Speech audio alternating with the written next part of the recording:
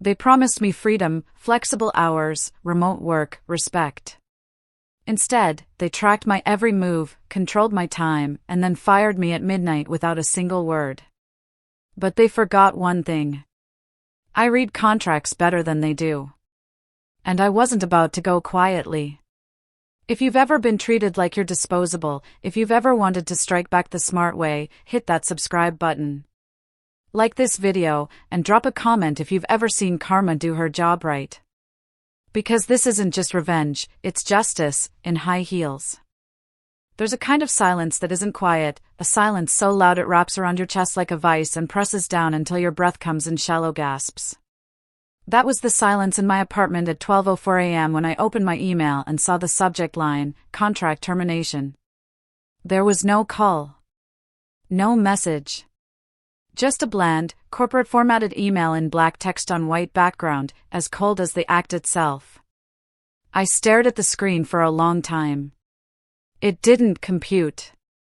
I had just wrapped up another week where I hit every target, turned in every deliverable early, even jumped on a last-minute Zoom with a client who couldn't stop raving about my efficiency. The last thing I expected that night was betrayal in plain text. Maybe I should have seen it coming. The signs had been quietly accumulating like frost on glass, subtle, easy to miss until you were standing knee-deep in the cold. It started when I joined Maverick Solutions 6 months ago. A 1099 contract position with great pay and supposedly full flexibility. Work when you want, they said. As long as the deliverables are met, your time is your own. Those were the words they used, the shiny bait that lured me in. And it worked. I said yes. I was already working full-time as a project lead for a logistics firm. It wasn't glamorous, but it was secure. Still, the extra $3,000 a month from Mavericks gave me breathing room. I could save. Pay off student loans. Take a day off without worrying if my bank account would punish me for it. I was meticulous about keeping the two jobs separate. I never let one interfere with the other. But I suspect that's exactly what pissed them off. Within a couple of months, my flexible contract began to tighten around me like a noose. First, they started requiring me to check email hourly. Then came the standing meetings, the calendar sync, the passive-aggressive messages when I didn't respond within 15 minutes. Then they demanded I submit out-of-office notifications, even for personal doctor appointments. And finally, they assigned me official work hours, for a 1099 job. Every bone in my body told me this was wrong. I wasn't an employee. I wasn't salaried. And yet they wanted to dictate how and when I worked. They wanted the loyalty of an employee, the control of a manager, but without offering a single benefit. No healthcare. No paid time off. No safety net. They wanted me disposable and obedient. I pushed back once, in a quiet email. Per our contract, as a 1099 contractor I am not obligated to maintain set hours or report time away from the computer unless previously outlined. Please advise if a contract amendment is being proposed. Their reply came swift and sharp. A thinly veiled warning, signed off with the classic looking forward to continued collaboration. It was a paper cut laced with venom. I didn't say anything after that. I kept my head down. I did the work. But something had shifted. And now, as I stared at the midnight email, my hands trembling, I realized they were never interested in collaboration. They wanted compliance. Silent, seamless, complete. I clicked on the attachment, a short PDF with bullet points. Termination effective immediately. Credentials revoked. Compensation for final invoice pending review. Pending review. That's when the rage cracked through the numbness like lightning across a winter sky. They were going to stiff me, too. I tried to log into the work portal. Credentials invalid. I opened Slack. Locked out. My files? Gone. I messaged my supervisor, Lisa. It took her 2 hours to respond with a single line, "Check your personal email." If you even do that. If I even do that? That sentence. That smug little jab burned hotter than the termination itself. It wasn't just business anymore. It was personal. I didn't sleep that night. I sat in my kitchen, staring at the screen, trying to decide if I should scream, cry, or laugh. I chose none. I just waited. Because I knew something they didn't. I knew I wasn't powerless. They thought I'd go quietly. That I'd just accept it like a good little contractor, lick my wounds, and move on. But I was done swallowing injustice. I was done letting these shiny, toxic companies write the rules in pencil and punish anyone who noticed. And I had something they feared far more than a resignation letter. I had the IRS. The morning after the email, I sat in my apartment with the blinds still drawn, sipping black coffee like it was medicine. The digital world had erased me overnight, like I'd never been part of Maverick Solutions. But in my reality, I was still tethered to that place. Tethered by anger, disbelief, and the last 6 months of emails, Slack messages, calendar invites, and countless little red flags I hadn't ignored, just filed away. And now, I opened those files. Every single time they overstepped, I had saved a receipt. Not because I was planning revenge back then, just because I'm the kind of woman who never trusts verbal agreements. So when Lisa messaged me to start sending hourly check-ins, I kept that email. When I was told to log my off hours, I screenshot the Slack conversation. When they assigned me a shift schedule and called it a soft expectation, I copied it into a folder labeled "Not My Job." Now I renamed that folder IRS Evidence. I hadn't spoken to anyone yet. Not even my best friend, Maya, who I usually called when life fell apart. I needed silence, focus, clarity, and a little rage in the background like white noise. Because this wasn't going to be some messy tantrum. I wasn't going to go on social media and scream into the void. I was going to build a case. I spent that day researching. The IRS site became my Bible. I read every clause on 1099 versus W-2 status. I printed the checklist: behavioral control, financial control, relationship of the parties. Every single bullet point painted a clear picture. I wasn't a contractor. I was, for all legal intents and purposes, an employee. They controlled my schedule. They restricted my ability to take outside clients. They monitored my response time. They dictated tools, process, and communication cadence. That's not freelance. That's not flexible. That's full-on employment, without any of the protection. And that, I learned, was illegal. It's called misclassification when a company labels workers as independent contractors to avoid paying employment taxes and benefits. And it's not just shady, it's serious. Companies caught doing this face stiff penalties, back taxes, fines, and even audits that go back years. I didn't want to get people fired. I didn't want revenge just for the thrill of it. But something in me had hardened. Maybe it was the way Lisa spoke to me like I was trash. Maybe it was the fact that they fired me without the decency of a call.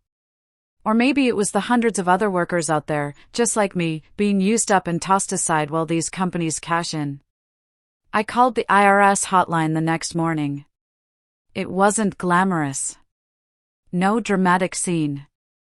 Just a calm, tired voice on the other end and a quiet little intake form. I gave them everything: names, emails, screenshots, files, contracts. I walked them through the pattern. I explained how I'd been treated like staff, not freelance, and how they were clearly using the 1099 label to dodge accountability. They didn't give me much in return, they never do. Just a polite thank you, a case number, and the assurance that it would be reviewed. And then silence again. But this time, it was the good kind. Because now, something had shifted. I wasn't just a woman staring at a laptop full of broken promises. I was a whistleblower. And even if it took months, even if I never saw the fallout myself, I knew what I'd done would stick. Because once the IRS bites, they don't let go easily. Still, I needed more than a case number to feel peace. I needed to reclaim my dignity. And so, I started writing. Not a rant. A chronicle. I laid it all out in a document, a timeline of events, starting from day one. Every expectation that shifted. Every favor that became a rule. Every call where Lisa slipped and said company policy like I was a full-time hire. I used timestamps. Links. Dates. I turned my pain into paper, my silence into structure.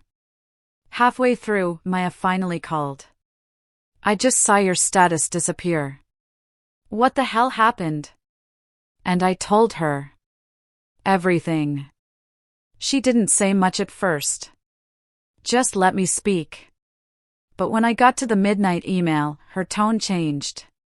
They did this before, she said. You remember Devon? They let him go the same way. Late at night, locked out before he even read the email. They don't fire, they erase. I blinked. Devon was 1099 too? Yup. Same setup. Same BS about flexibility. He was too scared to report it. That sealed it. This wasn't a one-time thing. It was a pattern. A strategy. They knew exactly what they were doing. And now, someone knew exactly how to stop them. That weekend, I started hearing whispers from the freelancer Slack. Former contractors getting sudden requests for clarification on their roles. Talk of HR setting up role reviews. Someone said they were asked to sign a revised contract overnight. They were panicking. I could feel it. And I hadn't even begun to tell my story yet. There's a special kind of satisfaction in knowing you've lit a match, and the smoke is starting to crawl up under the doors. It had been 5 days since I filed the misclassification report with the IRS. I wasn't expecting fireworks. These things moved slowly, carefully. But Maverick Solutions was starting to twitch, and I could see the ripples without even being in the building. I was still part of the freelancer Slack channel, the one Lisa had forgotten to boot me from. Maybe she thought I wouldn't notice. Or maybe she just assumed I wouldn't dare peek in. Either way, it became my window into their unraveling. It started subtle. Contractors were suddenly pinging each other with nervous energy. Hey, anyone else getting weird emails from HR? They're asking if we feel supported in our independence. What does that even mean? Just got asked to describe my workflow. Is this a survey or something? I wanted to smile. Because it wasn't a survey. It was damage control. That's how it always begins, not with an apology, but with a panic. Someone in their legal team must have realized the exposure. Someone in management must have said, just in case, and kicked off the internal audit. They were trying to retroactively fix what they had knowingly broken. Clean up the crime scene before the inspectors walked through the door. But they were already too late. The evidence was everywhere. And the worst part? It wasn't just me. Not even close. Maya sent me screenshots of messages from other contractors she knew who had worked for Mavericks in the past. People were comparing notes now. Realizing they had been handled like employees but labeled as independent to avoid liability. People who had asked for sick leave and been told to manage expectations. People who had tried to travel and been warned not to jeopardize deadlines. It wasn't isolated. It was systemic. And that's when I realized I had something bigger on my hands than just personal revenge. I had a movement. I decided to share my story, anonymously, at first. I wrote a post on a contractors forum titled When Flexibility Means Control, a 1099 Nightmare. I laid it out without names, just the facts. The midnight firing. The silent lockout. The mounting demands. The IRS complaint. It blew up. Within 2 days, it was reposted on LinkedIn. Within 4, it was quoted in a freelancer newsletter. Emails started flooding my burner account, people asking, was it Mavericks? Is this about Lisa? Can we talk? And then, someone dropped the bomb. A Reddit thread appeared, * anyone else get quietly terminated from Mavericks for pushing back on hours? *. The replies? Dozens. Names I recognized. People I'd worked with in passing. People who had vanished without a word. And now they were all talking. The company tried to contain it. I saw them quietly lock down internal tools. Policies were being rewritten. One freelancer posted that she was asked to sign a new document retroactively defining her as a self-managed contributor. The new language was ridiculous, as if legalese could erase months of coercion. But here's the thing about panic, it exposes more than it protects. In their scramble to fix things, they began to contradict themselves. I saw one user share 2 contracts, the original and the new one, with time-stamped Slack directives in between that completely undercut their legal position. Another revealed an email thread where Lisa openly referred to our roles as stafflight. Stafflight. That one stuck with me. Like diet abuse. Like gaslighting with less sugar. By the end of week 2, I got a message from an old contact, Sam, a former operations manager at Mavericks who had quit months before. We'd worked together briefly, and I always liked him.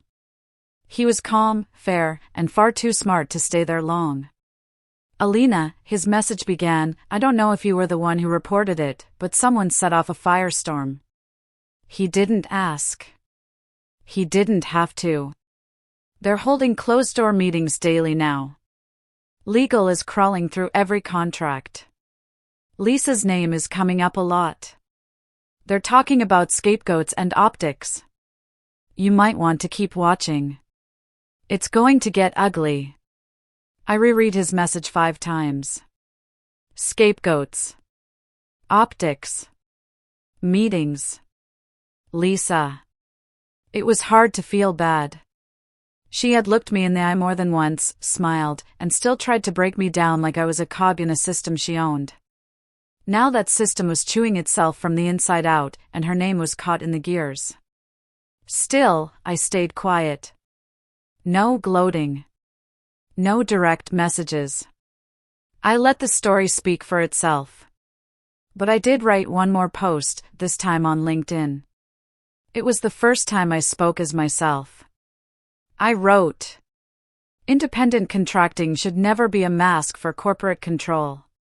If a company wants employee-level loyalty, commitment, and availability, they should offer employee-level protection. I was terminated silently, without cause or compensation. But I kept my receipts. And I knew the law. So I acted. It wasn't a call-out. It was a declaration. And it spread like wildfire. I got messages from hiring managers. From small business owners. From former Mavericks contractors. And from quiet allies still inside the system. But the one that mattered most came from the IRS. A follow-up email. Brief. Direct. Case under review. Thank you for your detailed submission. We may follow up. It didn't seem like much. But it felt like thunder in the distance. A storm was coming. And I was no longer standing in the rain alone. By the 3rd week, the silence from Mavericks wasn't silence anymore. It was damage control. My inbox buzzed every day with whispers, screenshots, leaks. Contractors still inside were sharing changes so fast it was dizzying, entire departments being restructured, non-disclosure agreements updated mid-contract, new onboarding sessions disguised as legal resets. They were trying to rewrite the rules after the game had ended, and they were losing control. But the real collapse came from within. It started with a contractor named Brenna. She was a young graphic designer based in Austin. We'd only exchanged a handful of Slack emojis in the past, but she reached out through my burner email with a message that stopped me cold.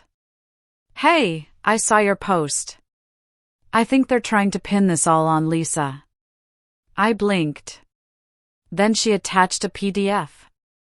It was an internal memo, accidentally CC'd to the wrong chain, that had been screenshotted before it vanished. The contents?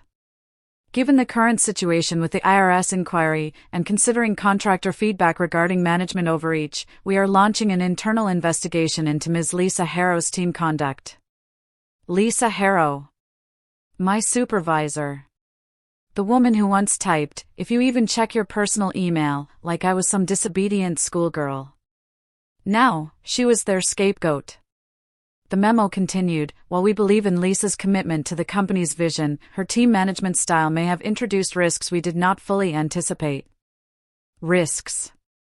Translation: they were going to pin the entire illegal misclassification scheme on her and pretend the rest of the leadership had no idea.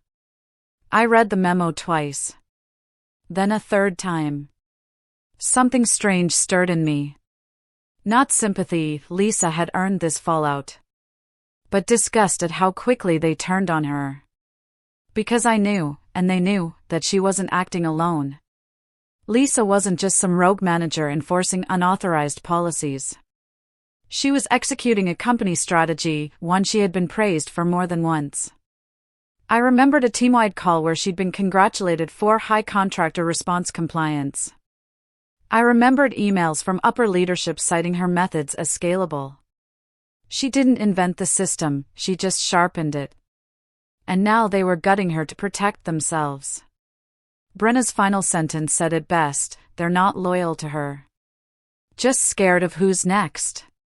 Word started spreading among the contractor community.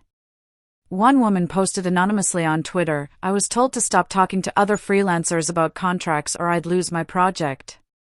Another posted, "Mavericks Legal just asked me to sign a doc saying I was never assigned set hours.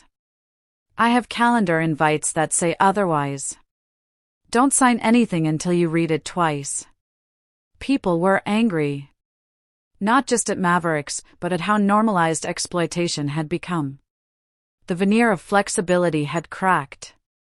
Underneath it was pressure, control, and fear. And now? Exposure. Somewhere in the mess, Lisa reached out to me. Yes, her. It came in the form of a private message on LinkedIn. "Alina. I assume you're behind the IRS complaint. I won't argue. But I want you to know I'm being thrown under the bus. I didn't invent this structure. I was told to manage compliance. You know what that means." I stared at the message for a long time. Did she expect pity? I didn't reply. Not because I was being cruel, but because I had nothing to say that wasn't already in the case file. The following Monday, I got confirmation from someone inside: Lisa was placed on administrative leave pending investigation. 3 other mid-tier managers were being audited internally. Contractors were receiving formal reclassification letters, offering back pay for certain periods and transition to W-2 status if they chose to stay. Mavericks had finally admitted the obvious: under pressure, not principle. But it wasn't over. 2 former employees, both from HR, came forward publicly through a small digital labor rights platform.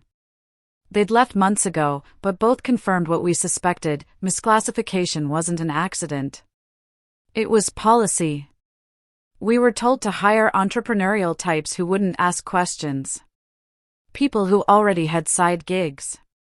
The idea was they'd be grateful for the cash and wouldn't expect benefits. We had weekly meetings about optimizing contractor retention without legal risk.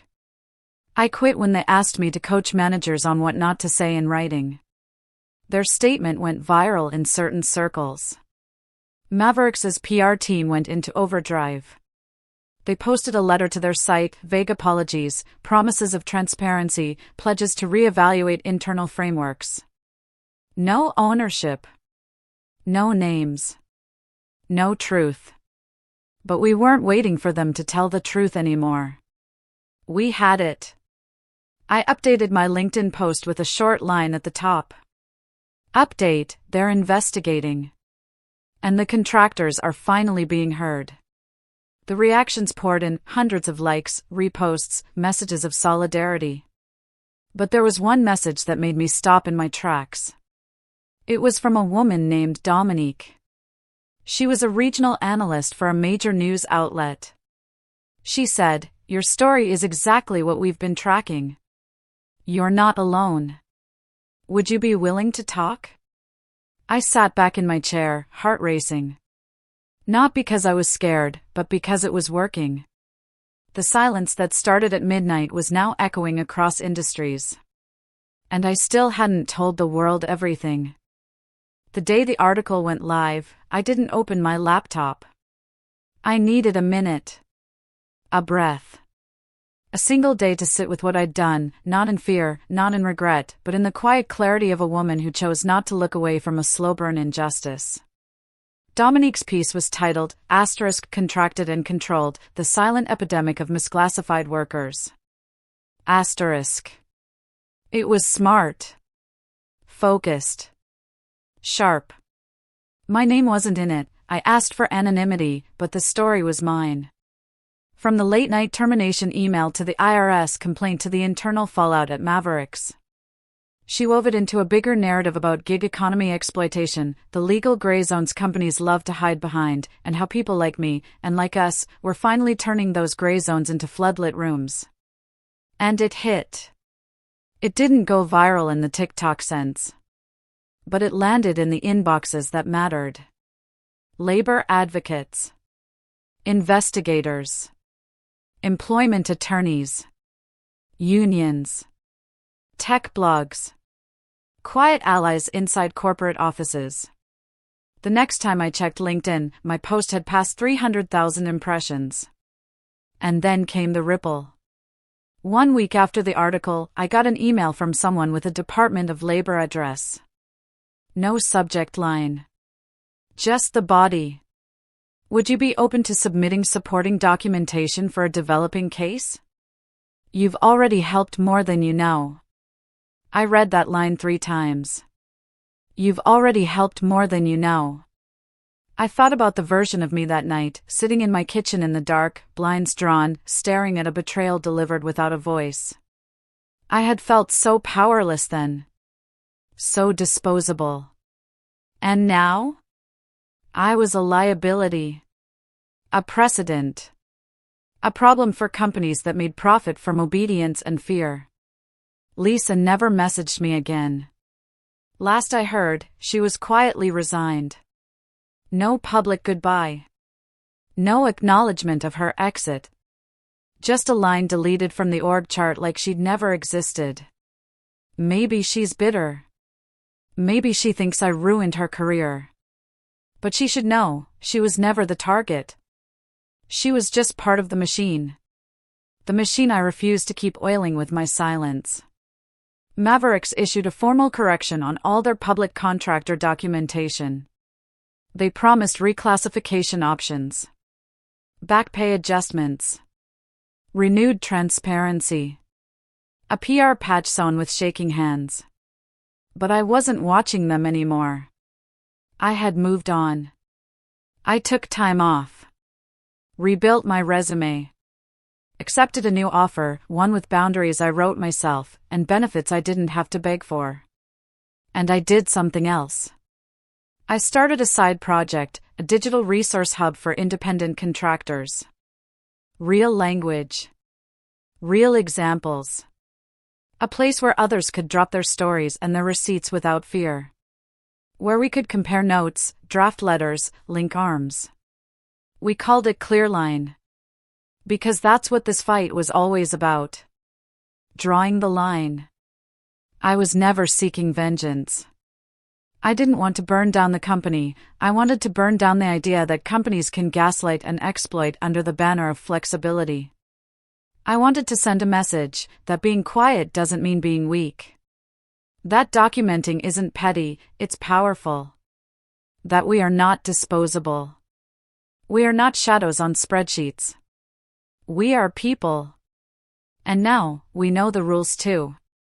So if you're listening to this, if you've ever felt that tug in your gut that something wasn't right, if you've ever been told you don't need benefits because you're flexible, if you've ever been pushed until you broke and then blamed for not bending more, hear me. You're not crazy. You're not wrong. And you are not alone. Sometimes, the most powerful revenge isn't a scream. It's a paper trail. And the sound of everything collapsing exactly where it should.